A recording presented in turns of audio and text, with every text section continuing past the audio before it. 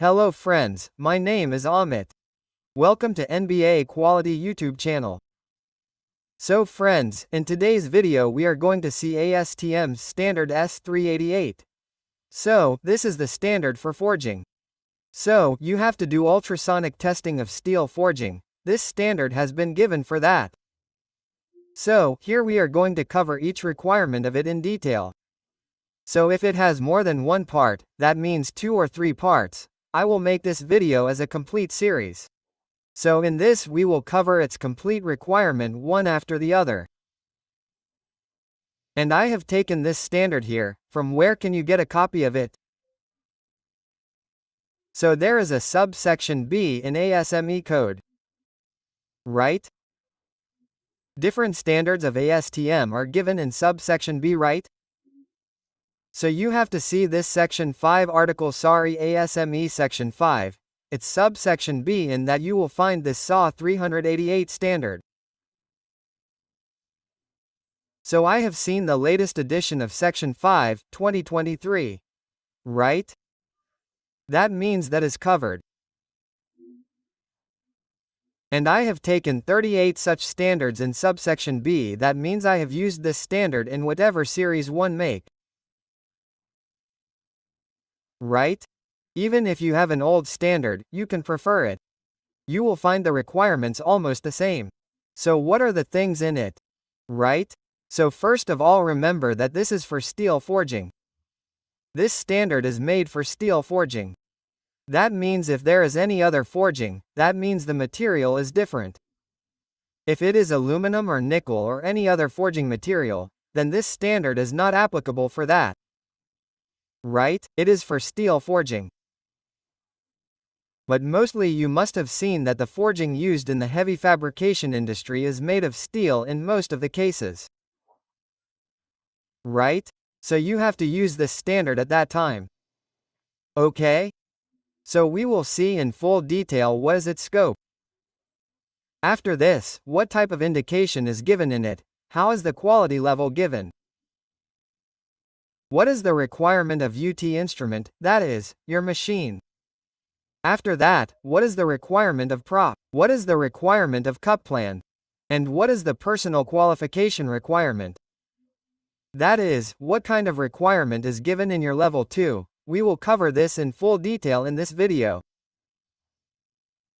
So if I get a good response to this video, then later I will make its second or third part. So if you want its second or third part, then definitely tell me in the comment box, then I will make its second part. Right now in today's video, we will cover the scope indication of UT probe instrument, plant, personal qualification record, what is the requirement of roughness. So if you have not subscribed to our channel yet, then definitely subscribe to the channel. Share this video with your friends and colleagues.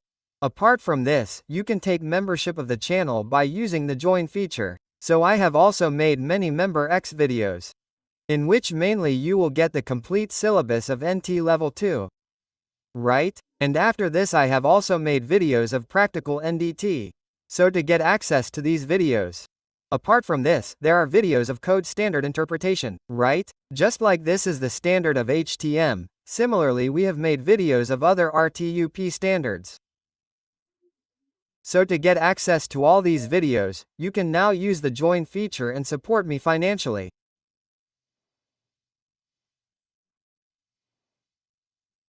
So look, here you will see the title of this. Its title is written as Standard Practice for Ultrasonic Examination of Steel Forming. Right? Meaning you have to use it only for steel forming. Now first of all, if you look at it, the scope is given. Right? You will see the scope of the BIM standard. The meaning of scope is that in which conditions you have to use this standard. Okay? And what all is given in this standard. So this practice outlines procedure for inspection of steel fabricating using contact pulse ultrasonic testing with both straight beam and angle beam method. Right? So in this you will find the requirement of both straight beam, i.e. the test you do using TR or normal prop, and angle beam. Meaning what is its condition, it will come in detail, right? When we will see the procedure part, then we will cover it in that case. State beam technique includes the use of DGS, right? DGS, which is called distance gain side. So in this there is state beam, there is also backward echo technique, there is also DGS, right? So you can use DGS also. So for this you have also been given this in Appendix X3. If you see your standard SAW 3A, then supplementary requirement is given on the backside. If you see it later, then an appendix is given. So in that appendix, you will get the complete details of DGS. Right? So here generally people use this DGS technique very rarely. Generally it is back polypo technique. It is quite reliable and in it, a flat bottom hole IE block does not have to be used. So that technique is mostly used. So here you will get to see this type of forging part. Right? So if you work in forging foundry, then you must have seen this type of manufacturing process. Right? So in this there are mainly two types of forging, open die forging, closed die forging. Right? So this is a disc type forging. It can be like square forging, disc forging. We will see this later, how to do inspection in this. This is also given in this standard. Okay, now after this there is also a supplementary requirement. As I told you, if you look behind the standard, then supplementary requirements are given. Are given at the end of the standard, these are optional. Right? This is optional. Keep this in mind. This supplementary requirement is optional. Right? So if you want to do it, if you want to use it, then you can do it, so it is not necessary. This supplementary requirement will only be applicable if specified individually by the purchaser in the purchase order and contract. Right? So here there is a contract between the manufacturer and the purchaser. So you can use this supplementary requirement. And in this, you will see that in the supplementary requirement, you can also do evaluation on the basis of BSC. You can also do testing using BSC. Right? So if you want to do it using DSC, then you can see this supplementary requirement. Right? In this, there are similar halls separately and taking their reference, you have to do DSC through them. Okay? But this is optional if you want to do it.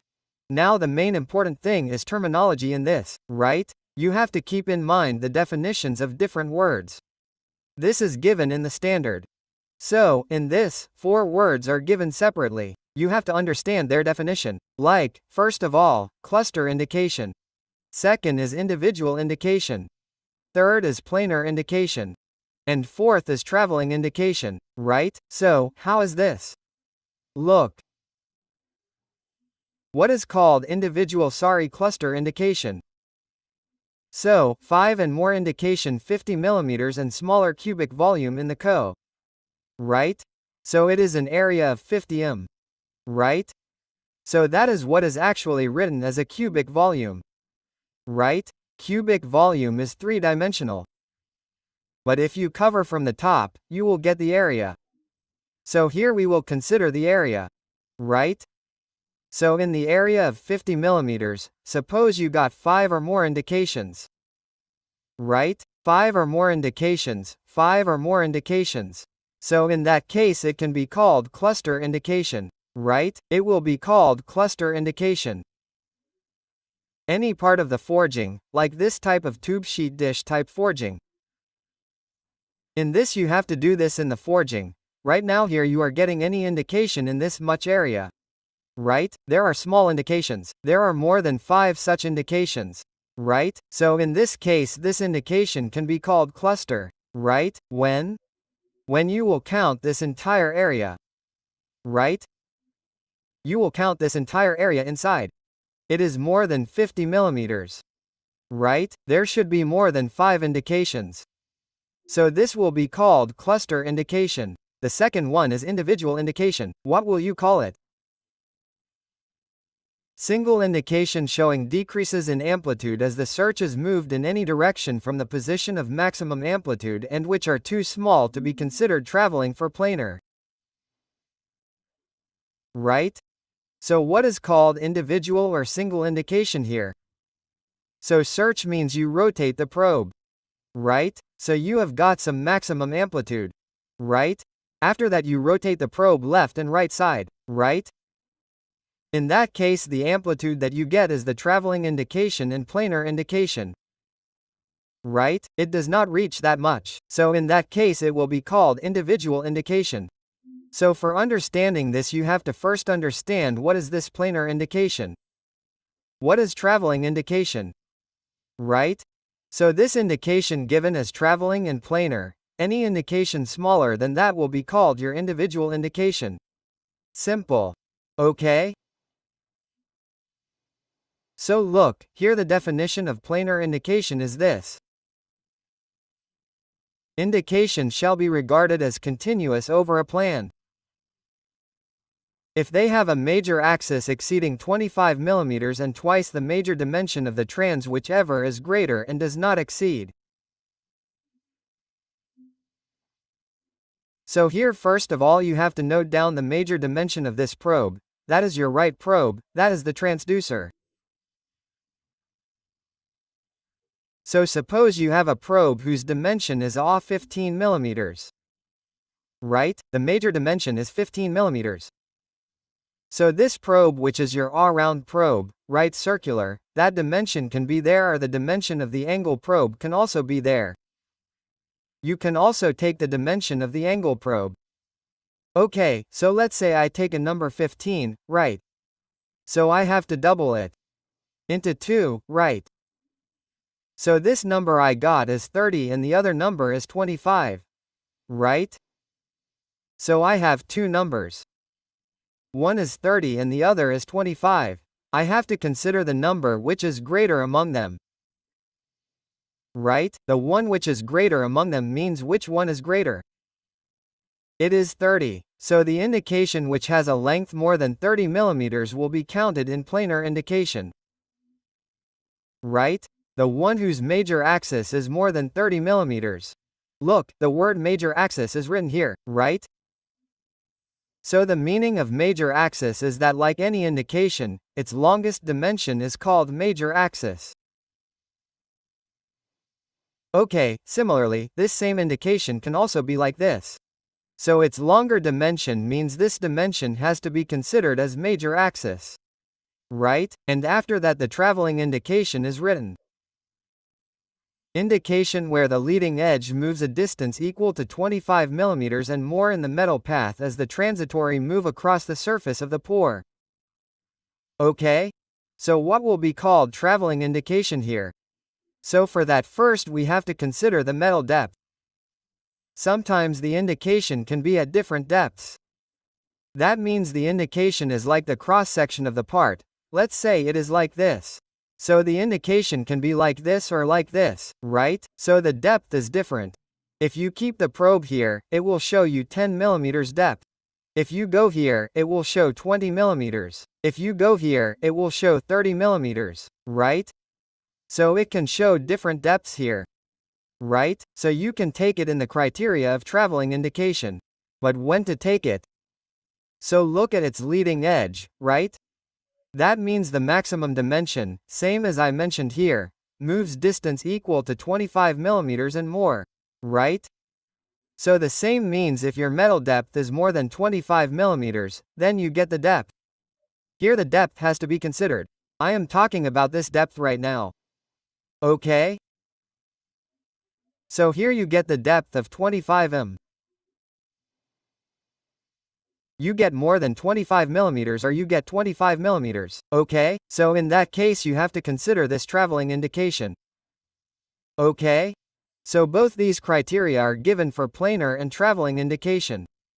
If any indication does not fit in this, right? So in that case you can call it an individual indication.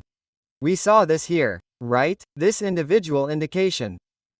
So any indication is very small. Too small to be considered traveling and planar. So in that case you have to call it individual indication. Okay? So this is the criteria. You will know the planar indication from the word itself. Right? That means it is in a plan. Traveling is in depth. Okay? So you are getting it in more than 25 mm depth. That means the distance it is covering, as I have just shown in the figure, is going from 10 to 30, so it has covered 20 mm distance. Let us assume that it is a leading gauge. If the same distance is covering 25 mm or more in depth, then it can be called traveling indication. Okay? So these are 4 types of indication. After that, up instrument and accessories is written. So C, what capacities should be there in up machine? What should be the capabilities? Ultrasonic pulse reflection type instrument shall be used for this examination. The system must be capable of examining frequency from 1 to 5 MHz, right? So you should have such an instrument that can test frequency from 1 to 5 MHz. Then examining cost stainless steel forging. The system must be capable of examining frequency as low as 4 MHz. Right? So your UT instrument should have this capacity.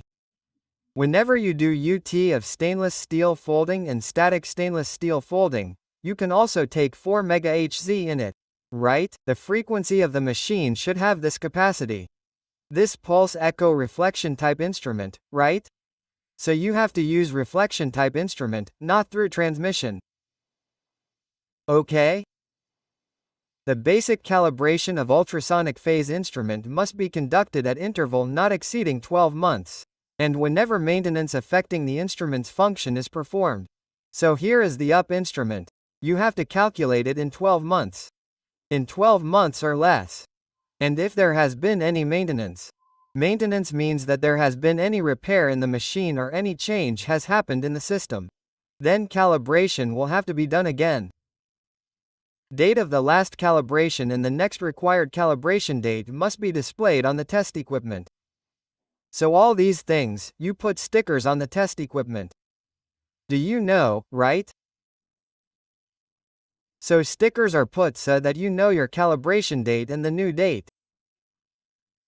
Right? You should know about it. You should know about the next required calibration, that is, the new date.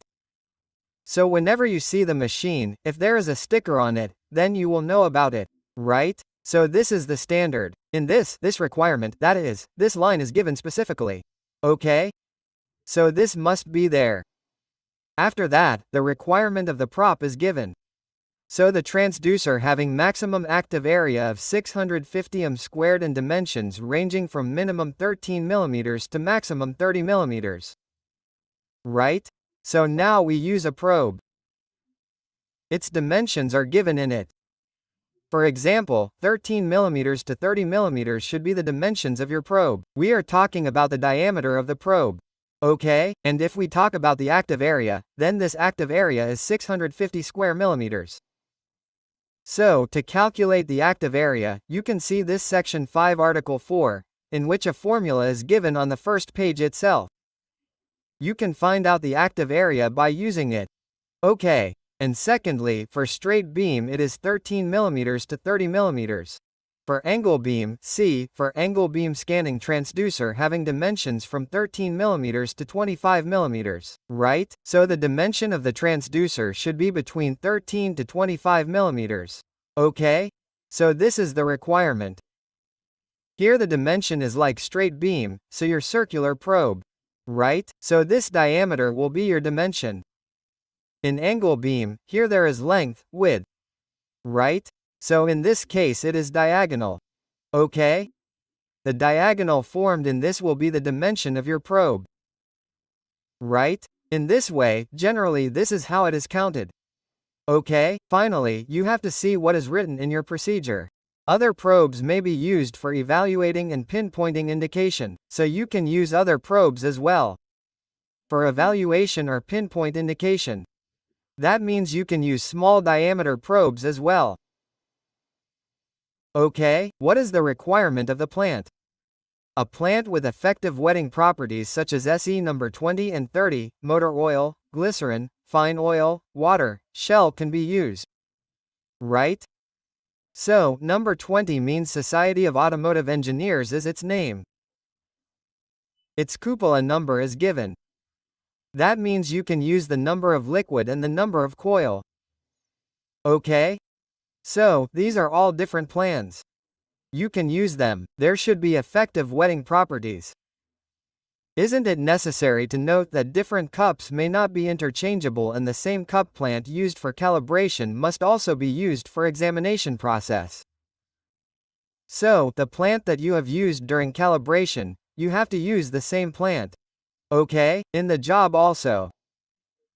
So, you have just made GS using FBS block, you have to do testing using the same cup.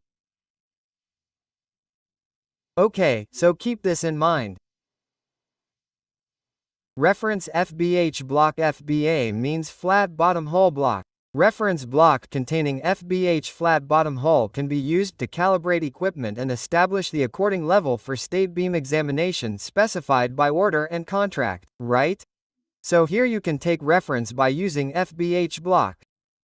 It is according level, you can take reference. If you have seen FBH block, then it is different like this.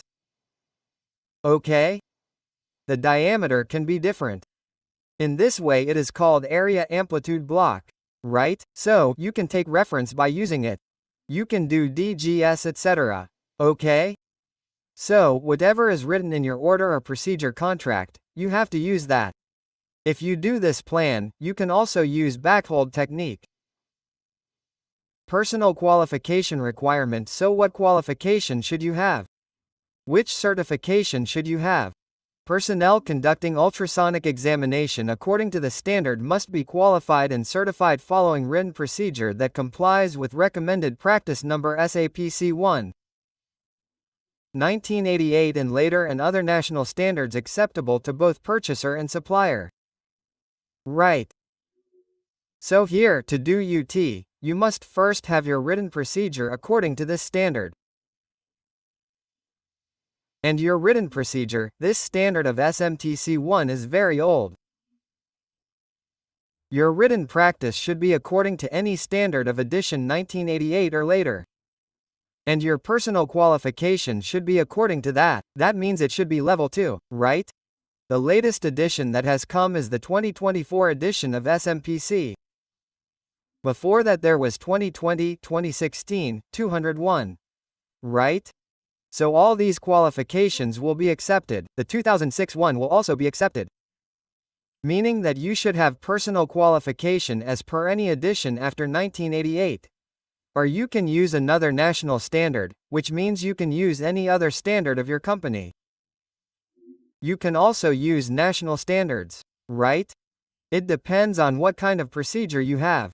Okay, so this has to be kept in mind. You can also use CP 189. If your procedure is according to that, you can also use ISO 9712, right? So, it is completely up to you. They have not given any details here. Okay? Otherwise specified in order and contract. Round forging must be machined to ensure cylindrical surfaces for radial examination. So round forging means you will get to see such rounds. Right? Let's test it. So this surface here, right? This surface above, right? This one, right? It should be machined properly so that you can rotate the probe on it.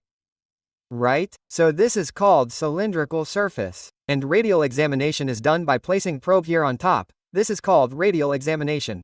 In this direction and in this direction. Additionally, the end of the probe should be machined to be perpendicular to the 4-axis for axial examination. Right? So additionally here also you have to place probe or in this area, right? So this entire area will cover the area of the axis. You will place it here. Right? So for example, suppose you place probe here, then this entire area from here to here will be covered by it. Right? You have to place probe here and it will cover the entire area. Right? This is called XL examination. Simple as I will tell here. This is your bar. Like this it is solid bar. Right? So you place probe here and do the complete scanning. This is called axial examination. And you have placed your probe here. Right? And you are doing complete scanning in this direction. So this is called radial examination. right? So radial and axial examination. You have to complete both of these. Apart from this, you will get disc-type folding, which is tube sheet or flanges. Right, blind flanges. So testing of all these has to be done, so the faces of disc and rectangular folding should be machined flat and parallel to one another. Right? So this kind of machining should be done properly from the top, so that you can rotate the probe on the upper side, right? You have to keep the probe here and do the scanning. Okay? So the surface should be flat. Should be parallel to each other. The upper surface and the lower surface should both be parallel to each other. Okay, this is a disc forging. Similarly, rectangular forging is also available. You will also get this kind of rectangular forging piece. So, the upper surface and the lower surface should both be parallel to each other. Apart from this, there is a requirement for surface roughness of exterior finish to not exceed 250 microinches. Right? It should not exceed 250 microinches. Surface roughness, the surface of the finishing to be examined, must be plain and free from any external material, such as loose scale, paint, dirt, and similar contamination. So, whenever you do this UT, the surface should be clean, like loose scale, paint, dirt. You have to remove all these things. There should not be any such thing on the surface which can affect the sensitivity of UT.